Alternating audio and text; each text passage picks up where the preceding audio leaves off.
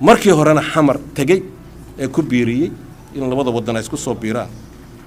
laakiin intooda badan majority-gu ay garteen markaa in ay wadaagaan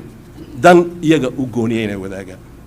finally Somaliland waxay wakiil ka tahay dad dhaqan gooniya leh soo aad garmaysid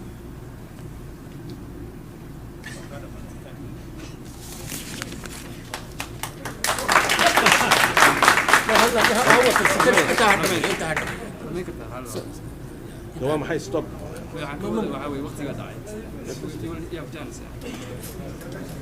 أنا ودود ذي ما عندما يسن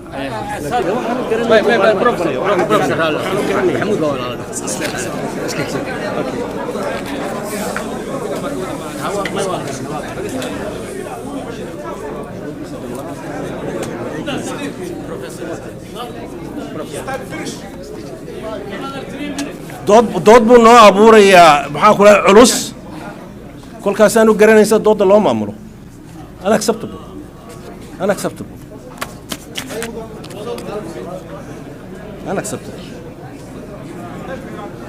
this is very serious business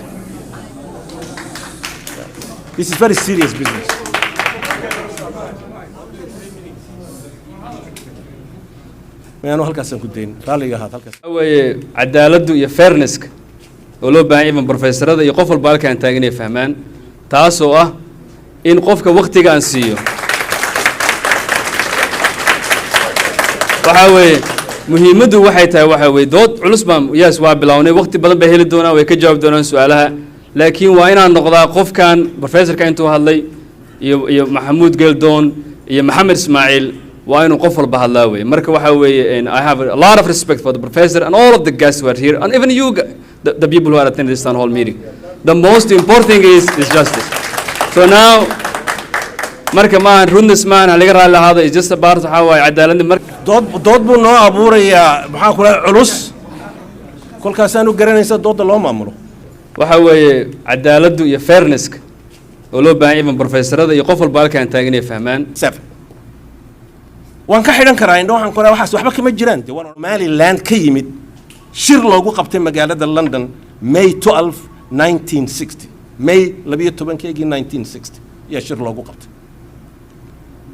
Somaliland dadkii ka socday shirka loo qabtay ee iyaga Ingiriisku soo hor fariistaan oo xitaa sawirkii aanu hayno iska daa wixii la qoray sawirkii dadkii la hayo in the archives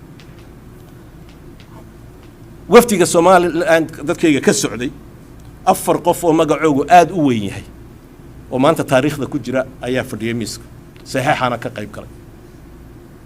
Maxamed Ibrahim Cigaal Xaj Ibrahim Cigaal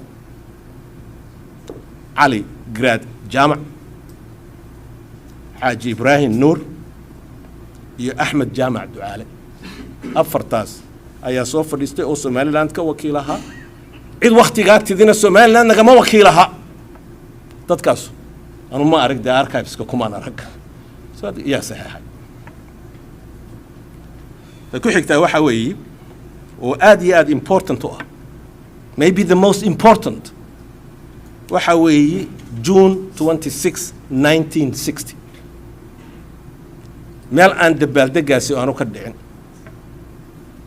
tan han noqotaan galbeed han noqoto meel aanay ka dhicin dabaaldaga June 1960 June 26 1960 aanu maarak